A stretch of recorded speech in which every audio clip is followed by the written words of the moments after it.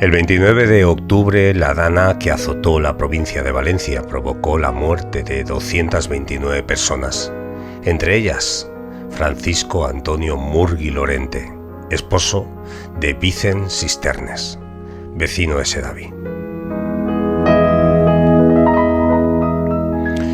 Durante semanas Francisco Antonio estuvo desaparecido y su familia vivió la espera más angustiosa hasta que su cuerpo apareció, confirmando la tragedia. Hoy, Vicent nos comparte su testimonio para recordar a su esposo y dar voz a quienes sufrieron esta catástrofe.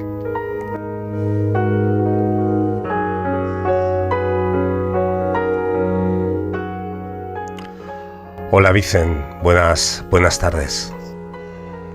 Hola Tony, buenas tardes.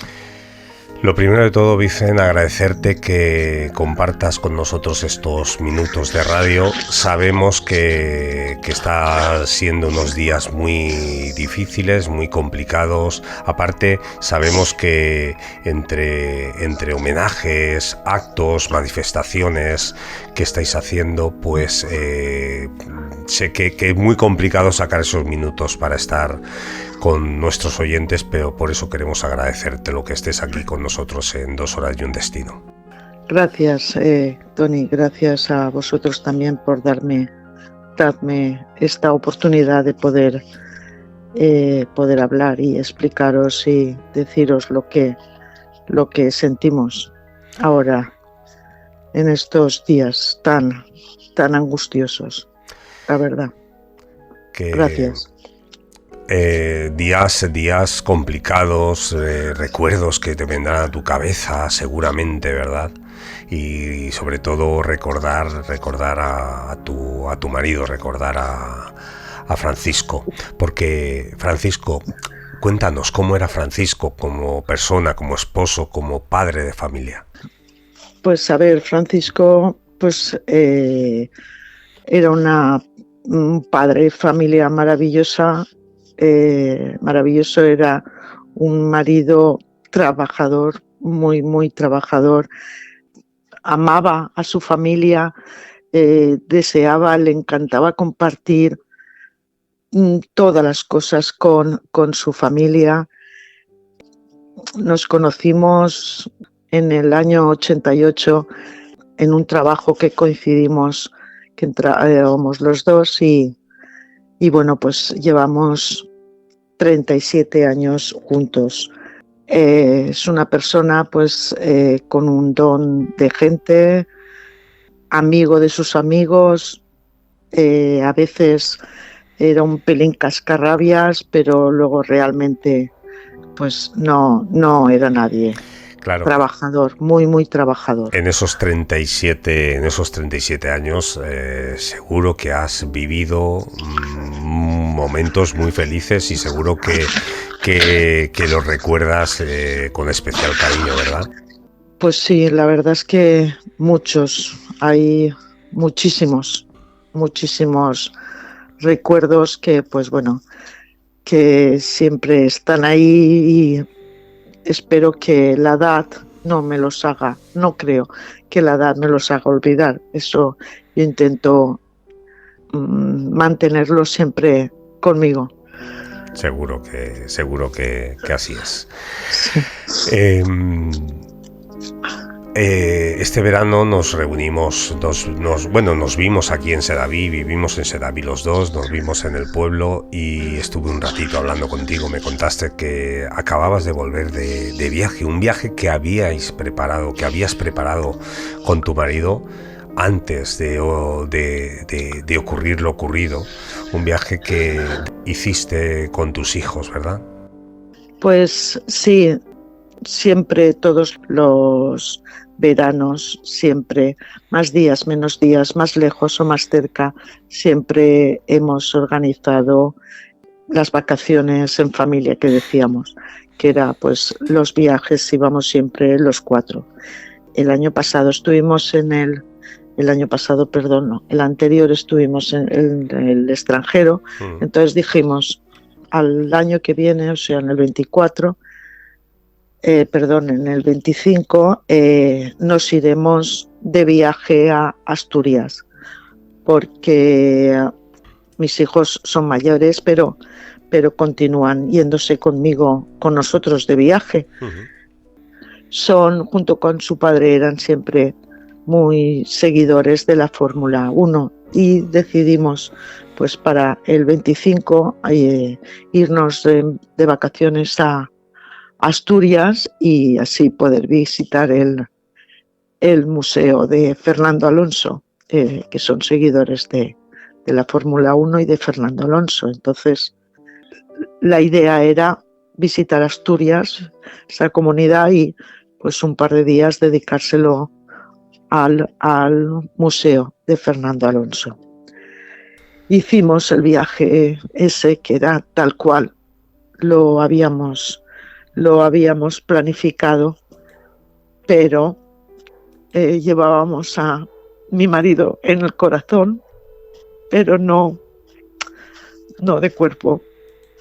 Yeah. Entonces fue duro. Fueron unas vacaciones, unos días, fueron pocos días, pero fueron unos días duros, como la mayoría de los que ha sido, sobre todo los más destacados, claro, en este año. Este año, un año que ha sido un año muy complicado, sí para nosotros, los que vivimos aquí en Horta Sur, en Sedaví, Paiporta, Catarroja, Alfafar, Benetúser, todos estos pueblos, ha sido difícil. Imagino que para ti ha sido mucho más. ¿Cómo recuerdas? No sé si podrías compartir con nosotros, pues, ese día. ¿Cómo recuerdas ese 29 de octubre de 2024? ¿Compartirías esta historia, tu historia, con nuestros oyentes? Pues sí, lo recuerdo pues como un día gris, muy gris, con muchísimo viento. Yo me fui a trabajar porque entraba a las 3 de la tarde y pregunté si el polideportivo, aunque me iba a trabajar, pero si estaba abierto al público. Me dijeron que se habían cerrado lo que era todo pistas exteriores y fútbol, que era lo exterior, pero continuaba abierto pabellón y piscina. Bueno, me fui a trabajar y siempre antes de irme, cuando ya recojo el bolso y demás, me voy y me despido de mi marido con 3 besos. Pero, Cari, me voy a trabajar. Ese día me salí corriendo y cuando llegué a la puerta dije, no le he dado los 3 besos. Digo, bueno, pues a la vuelta 6. Y no hubieron ni 3 ni 6. Vale. Bueno, la cuestión es que estando allí en el trabajo, la tarde estaba complicada, pero sí que es verdad que había poca gente. Al final quedaron a lo largo de toda la tarde, se fue yendo, e incluso otros clubs no vinieron a trabajar. Y bueno, pues cuando sonó la alarma quedaban 3 personas, la piscina estaba cerrada y quedaban 3 personas en el boxeo. Y bueno, pues les dije que por favor que salieran rápido porque había sonado una alarma de alertas y había que irse lo más rápido posible. Con mientras cerraba algunas de las instalaciones del pabellón, se metieron a la ducha, pues una imprudencia que nos podía haber costado muy cara a todos, pero bueno, intenté lo más rápido posible cerrar el polideportivo, acompañarles a la calle, cerrar el polideportivo e irnos a casa. Cuando llegué cerca de casa ya estaba empezando a entrar el agua muy poquito, un par de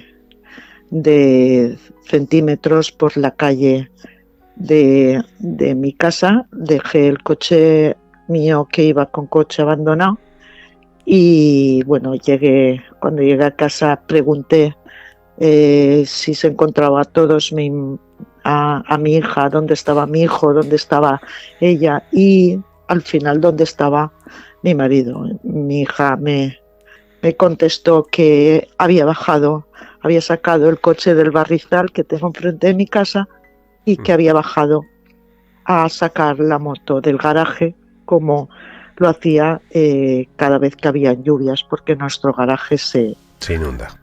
Se inunda. Sí, como la mayoría de garajes aquí en Sedaví. Bueno, y nada, entonces ya en esos momentos ya estaba entrando el agua en nuestro patio y bueno, pues hubo un vecino también que bajó también a hacer la misma acción y le dije que no bajara, pero al final no me hizo casos, tal cual salió por la puerta del garaje, volvió a entrar otra vez por la puerta del patio, pero ya ahí ya había bastante agua, nos llegaba a la cintura. Conseguí llegar y como pude abrir la puerta, intentar, pues le pude ayudar a que se refugiara. Los pocos minutos o media horita como mucho, me llamó mi marido, no sé si sería alrededor de las 9 y algo de la noche, me llamó y me dijo que estaba en la puerta del instituto de aquí de Sedaví, que está a 200 metros de mi casa, sí, y había conseguido cogerse al árbol que estaba en la puerta principal. Y nada, le dije, Cari, aguanta, que te mando a alguien, por favor, aguanta. Automáticamente me puse a llamar al 112, hice muchísimas llamadas en esos momentos alrededor pues de unas 10 llamadas a lo largo de toda la noche. Sí que llamé 83 llamadas, hice al 112 sin tener ninguna respuesta. Llamé a bomberos, llamé a policía local de aquí de Sedaví, a Guardia Civil, continué con el 112 de emergencias y tuve una segunda llamada de él. La segunda llamada de él ya me dijo que la moto se le había llevado el agua y le dije, no sufras por la moto y compraremos otra. Esa moto él se la había comprado con lo que se ahorraba porque había dejado de fumar y con el dinero que había dejado de fumar se compró la moto.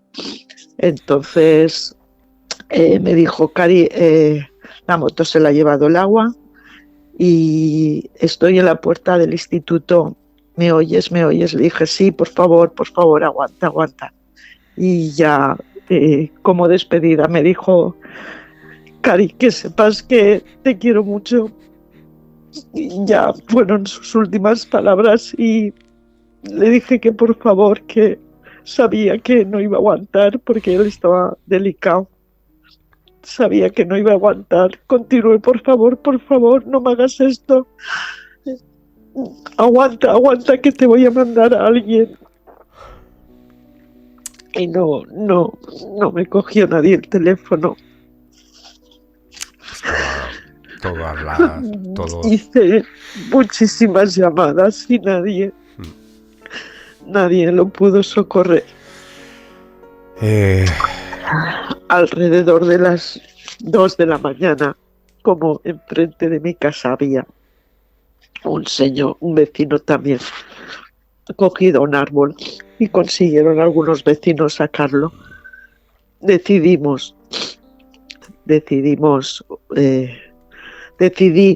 en un principio bajar yo a buscarlo, pero al final mi hija no me dejó y junto con 2 vecinos cogimos unas cuerdas y bajamos. Yo solo pude cruzar una calle porque se me llevaba el agua y uno de los vecinos, que son 3 hermanos, pues 2 de ellos, pues uno se quedó conmigo cuidándome y el otro se fue con mi hija con las cuerdas a intentar llegar hasta el árbol para ver si podían ayudarlo y rescatarlo. Y no estaba. Cuando llegaron no estaba.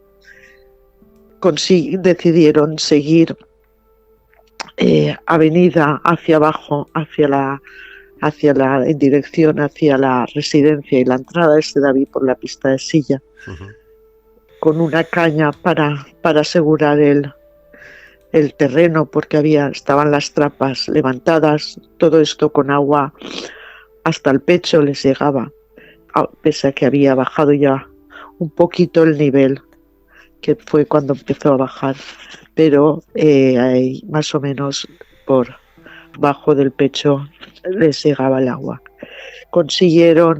En ese camino consiguieron salvar y poner a salvo a un matrimonio y los pusieron en la residencia, y al ver que no había luz, ya no podían continuar más allá porque iba subiendo es la zona, la residencia hacia donde iban ellos era la zona más baja de Sedaví, y ahí aún había mucho nivel de agua. Decidieron volver a casa, y cuando saliese un rayo de luz, pues salir a buscarlo. Cuando has dicho lo de un matrimonio que salvó la vida en la residencia de Sedaví, sí, he recordado que justo enfrente de mi casa, el balcón de mi casa da a la avenida País Valenciano. Justo enfrente de mi casa había un matrimonio, bueno, no sé si era un matrimonio, una pareja agarrados a un árbol. Yo estuve durante 2 horas alentándoles, igual que tú, intentando llamar a emergencias, intentando llamar a todas partes, y no me podía hacer con nadie. Y después de 2 horas vi como esa riada se los llevó. Me he quedado pensando, porque posiblemente yo no sabía que había sido ellos, y posiblemente a lo mejor son esas 2 personas que fueron rescatadas. Por esa parte no sé, porque en ese momento que vi que se lo llevó el agua, pues imagínate, ¿no? La situación después de 2 horas ahí aguantando ver cómo se los lleva el agua fue muy fuerte. Al día siguiente, cuando baja el agua, sales a buscar a tu marido. Sí. Y justo debajo del balcón de mi casa aparece la moto de Francisco, ¿cierto? Sí. A ver, yo salí al día siguiente de buena mañana con un rayito, creo que, si no recuerdo mal, creo que eran las 7 de la mañana, un poquito antes. Me fui a buscarlo. Me fui a buscar a mi marido, y recuerdo que entró un camión por llegada a la altura de la residencia. Recuerdo que vi un camión de la UME que bajó, que venía, entraba hacia Sedaví. Sí. Y como el que ve el Salvador que me va a ayudar en esos momentos, se paró delante de la residencia, porque desde el último piso los trabajadores de la residencia empezaron a decir: aquí, por favor, ayúdenos. Y el trabajador, el chico del camión que iba solo, el chofer, conductor, sí, me tomo nota, que su cara pobre era un poema. Y yo: por favor, mi marido, que estaba cogido a un árbol, ha desaparecido, por favor, ayúdeme. Y él me dice: señora, si estamos aquí desde ayer a las 6 de la tarde, y lo siento en el alma, sé que él no es culpable ni tiene nada que ver, él es un mandado. Le dije: discúlpame, perdona, no te voy a permitir que digas eso, no tengo nada en contra tuya, de verdad, no tengo nada en contra tuya, pero sé que tu jefe está dirigido por un político y eso no es así, eso no es verdad. No es verdad, no te lo puedo permitir que digas que estáis aquí desde ayer a las 6 de la tarde. Y él, desencajada como me vio, el chico sinceramente me dijo, es verdad señora, estábamos por la zona. Y le dije, la zona no es a 60 kilómetros de aquí. Eso no es zona. La zona puedes variar 10, 15, 20 kilómetros, porque eso te plantas en nada con este camión. Pero 60 kilómetros, eso no es la zona. No te lo voy a permitir. Tal cual no puedo acceder más allá de la entrada a Sedaví. Se dio media vuelta y se fue.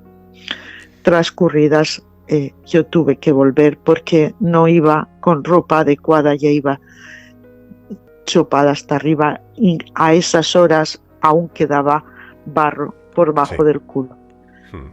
Quiero decir, unos 70 centímetros de barro aún quedaba. Sí. Me volví a casa, me protegí un poquito más y sí que es verdad que en una de las salidas, no sé si fue al día siguiente o a los 2 días, pero en una de esas salidas nos avisaron que habían, creo que sería 2 días más tarde, habían quitado los 2 coches que habían encima de la moto de mi marido. Yo vi la cúpula de la moto al día siguiente, pero claro, yo qué sabía, yo no sabía.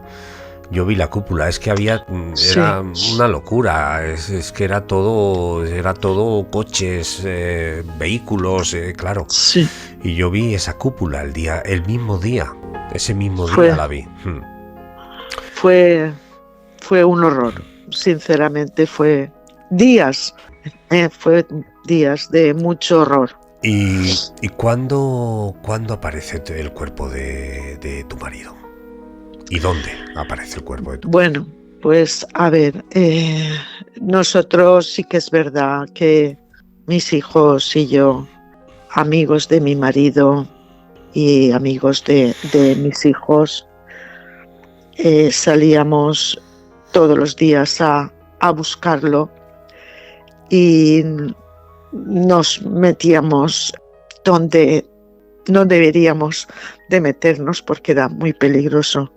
Igual nos metíamos bajo de una montaña, de un amasijo de coches, nos metíamos por dentro por si estaba ahí, nos metíamos en campos, nos metíamos en acequias, en campos anegados de barro y de agua, nos metíamos hasta donde podíamos y más allá.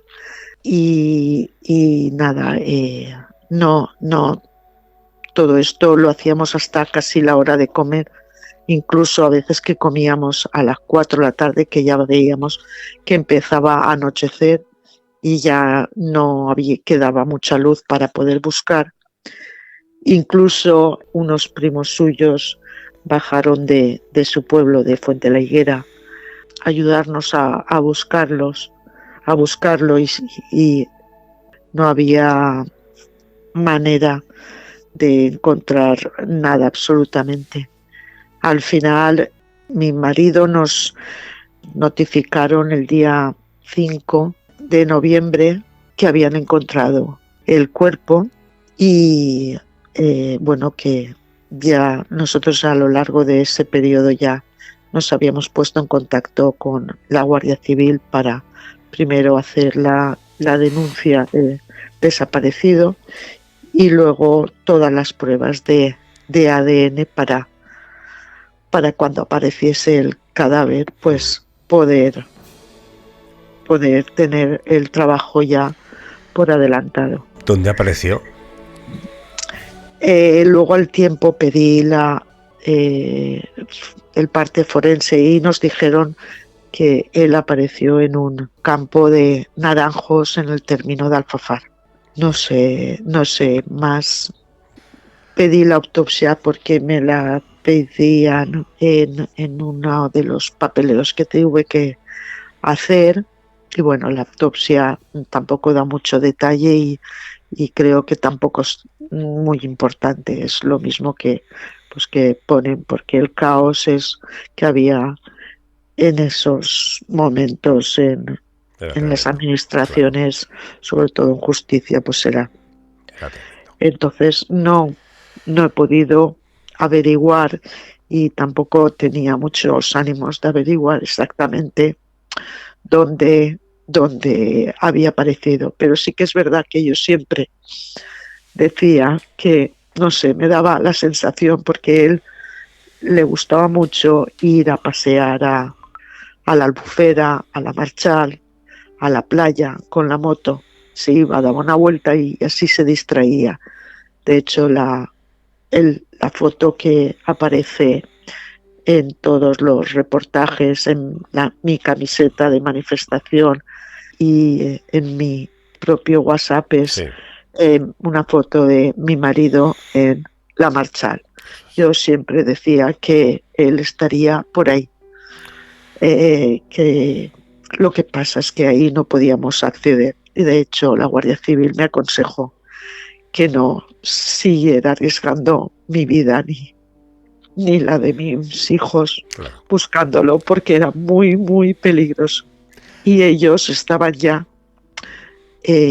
desde días posteriores a la Dana, los especialistas estaban en manos a la obra y estaban buscando a los desaparecidos. Claro. Entonces,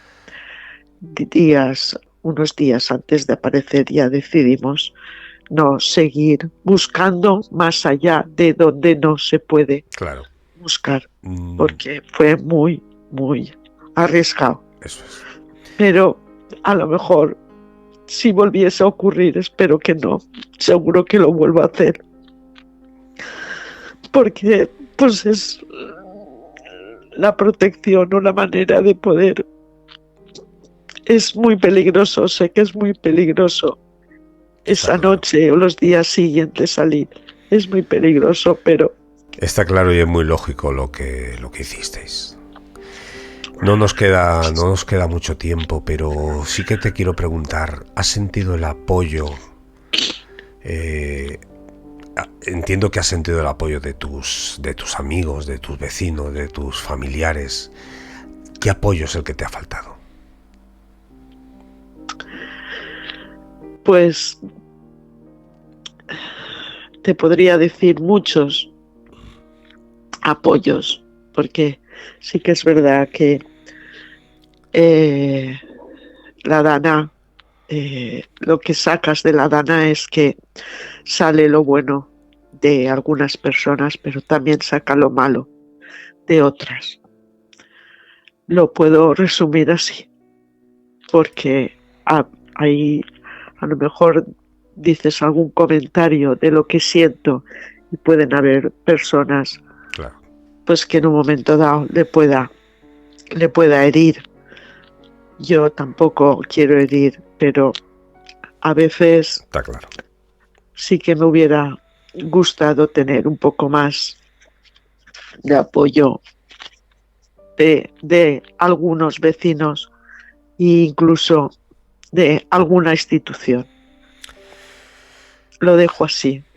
La Dana ha sacado lo bueno y lo malo. Vicen, muchas gracias por haber compartido con nosotros estos minutos de radio. Gracias por haber contado tu testimonio. Gracias por compartir este testimonio desde el corazón, recordando a Francisco y poniendo voz a las víctimas de la Dana. Tu relato es un homenaje a quienes ya no pueden hablar y una llamada a no olvidar la dimensión humana de la tragedia. Muchas gracias, Vicen. Muchas gracias a vosotros por haber pensado conmigo y, bueno, pues eso, gracias también por dar el apoyo a los familiares a las víctimas y por visualizar esos días. Y muchas gracias, muchísimas gracias. Gracias, Vicen. Un beso. Chao. Igualmente, un beso y un abrazo para vosotros. Gracias. Chao.